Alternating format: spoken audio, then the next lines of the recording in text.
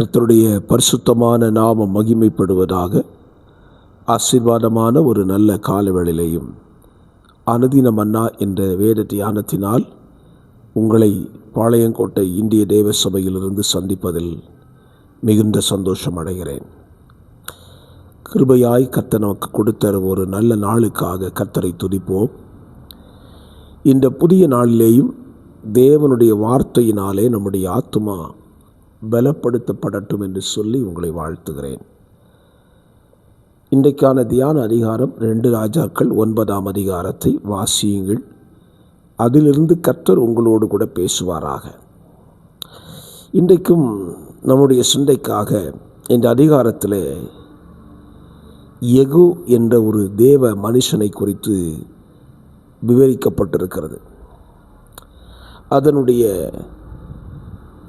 ஸ்தோத்திரம் 9ஆம் அதிகாரம் 2ஆம் வசனத்தில் எலிசா தன்னிடத்தில் இருக்கிற ஒரு தீர்க்கதரிசியின் புத்திரனை அழைத்து, நீ கீலேயாத்தில் உள்ள ராமோத்திற்கு போய் அங்கே நிம்சியின் மகனாகிய யோசபாத்தின் குமாரன் யெகூ எங்கே இருக்கிறான் என்று பார்த்து அங்கே உட்பிரவேசித்து அவனை தன் சகோதரன் நடுவிலிருந்து எழுந்திருக்க பண்ணி அவனை உள்ளான ஒரு அறையில் அழைத்து கொண்டு போய் தைல குப்பியை எடுத்து அவன் தலையில் மார்த்து, உன்னை இஸ்ரவேலின் மேல் ராஜாவாக அபிஷேகம் பண்ணினேன் என்று கர்த்தர் சொல்லுகிறார் என்று சொல்லி கதவை திறந்து தாமதியாமல் ஓடிப்போ என்ற ஒரு வார்த்தையை சொல்லுகிறார்.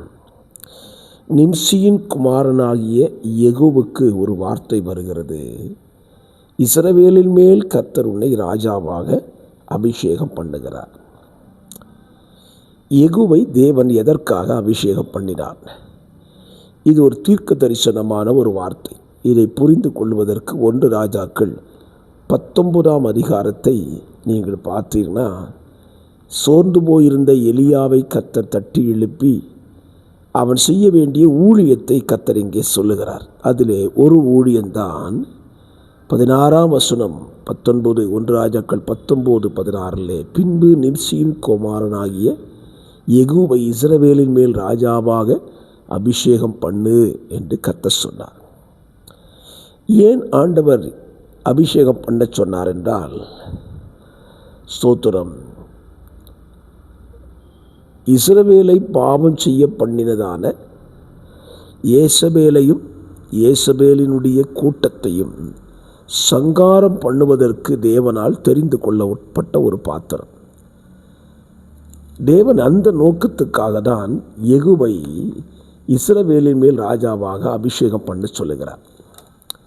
என்னை கேட்கிற அருமையான கர்த்தருடைய பிள்ளைகளே, தேவன் நம்மை எதற்காக அபிஷேகம் பண்ணுகிறார் என்பதை நாம் புரிந்து கொள்ள வேண்டும். இன்றைக்கி பலரும் அபிஷேகம் என்றால் அந்நிய பாஷையை மாத்திரம் பேசிவிடுவது என்று நினைக்கிறார்கள். அது ஒரு பகுதியே தவிர அதுதான் அபிஷேகம் அல்ல. யெகூவின் மேல் வைக்கப்பட்ட அபிஷேகம் ஏசபேலையும் ஏசபேலின் கூட்டத்தையும் பாகாலையும் பாகாலுடைய கூட்டத்தையும் முற்றிலுமாய் அழிக்க வேண்டும் என்பதற்காக கர்த்தர் அவரை அபிஷேகம் பண்ணுகிறார். அப்படியானால் நமக்குள்ளே ஒரு கேள்வி, நம்மை தேவன் எதற்காக அபிஷேகம் பண்ணினார்?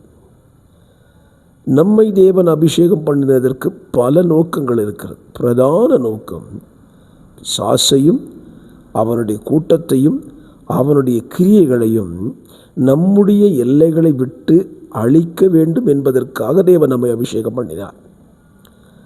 இயேசுவை தேவன் எதற்காக அபிஷேகம் பண்ணினார்? ஏசாயா 61 இருக்கிறது. தரித்திரர்களுக்கு சுவிசேஷத்தை அறிவிக்க, கட்டுண்டவர்களை விடுதலையாக்க, சிறைப்பட்டவர்களை விடுதலையாக்க இயேசுவை அபிஷேகம் பண்ணினார். அதுக்கு மட்டும் இல்லை, சாத்தானையும் அவன் கிரியைகளையும் சிலுவையிலே அழிக்க வேண்டும் என்பதற்காக தேவன் அபிஷேகம் பண்ணினார்.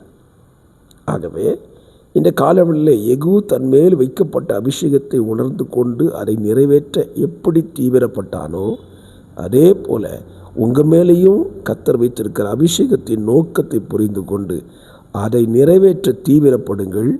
அது உங்களுக்கு ஆசீர்வாதமாக இருக்கும். பரிசுத்த பிதாவே, இந்த வார்த்தையின்படி உம்முடைய பிள்ளைகளை நடத்துவீராக. ஆமேன், ஆமேன்.